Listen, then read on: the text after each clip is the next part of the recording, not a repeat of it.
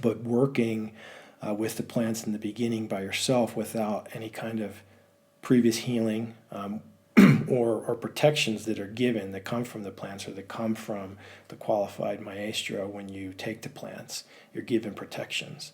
When you take these plants in the beginning, it opens you up energetically. It blasts your channels way open. Your auric field is going to open up so that theoretically the energies that you want out, that are leading you to be in a state of dis-ease, needs to come out. So that's why it's important to work in the beginning with someone that can hold the space for you, so that you can let go and so that you can heal and all the shit comes out. Pardon my language.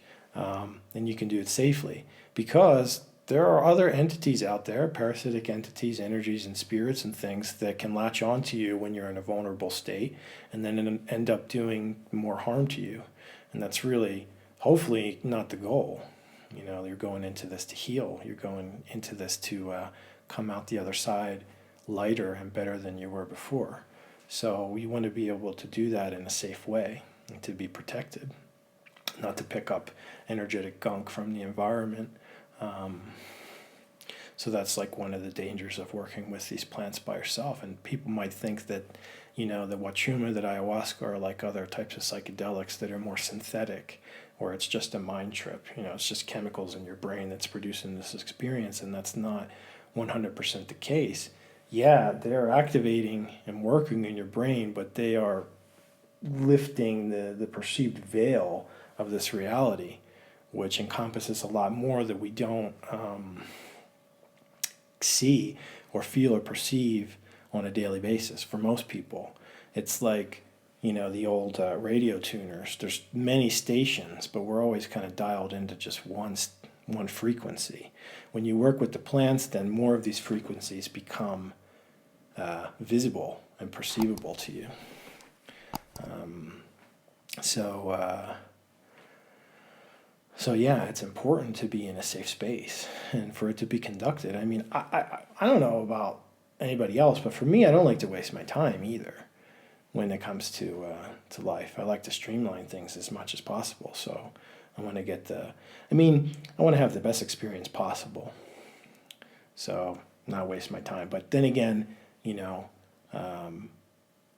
my path in life has often been swervy and up and down. I've had some pretty horrible things happen to me, which, after kind of transcending those things and overcoming them, I can see the gifts that have come. But I also recognize that in my role as a teacher, like I, on a soul level, chose to experience those things so that I can help other people that are going through similar things in their life. Again, so I can be the medicine. So I went through it.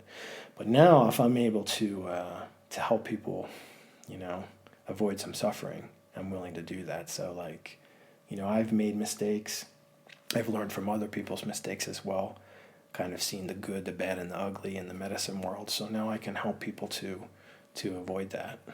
Mm-hmm. Another thing you mentioned that I want to touch on is about exacerbation of the ego. 100% happens, and you see it everywhere. It also, why does that happen? Well, I don't know the inner workings of it, right? Nobody exactly knows. But it seems to be that people who work with plant medicines but are not really and genuinely taking on the challenge to heal all their stuff and to change themselves and become better persons and to eliminate what we would call ego and the way that it manifests in their behaviors in life, if they're not willing to do that, it will absolutely and does exacerbate their egos.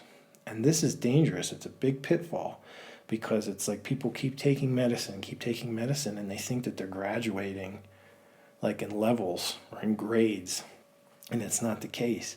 It's like each grade seems like it's infinite. They're just kind of spinning out in the same grade, and their ego's just getting inflated because they're missing something, or they're unwilling to look at, address, and heal their core issues. And so we see that. And I think that's probably, kind of the case too with those native practitioners that we mentioned that have kind of compartmentalized, this is my personal life. I can drink alcohol. I can cheat on my spouse. or whatever. But in ceremony, I'm the man.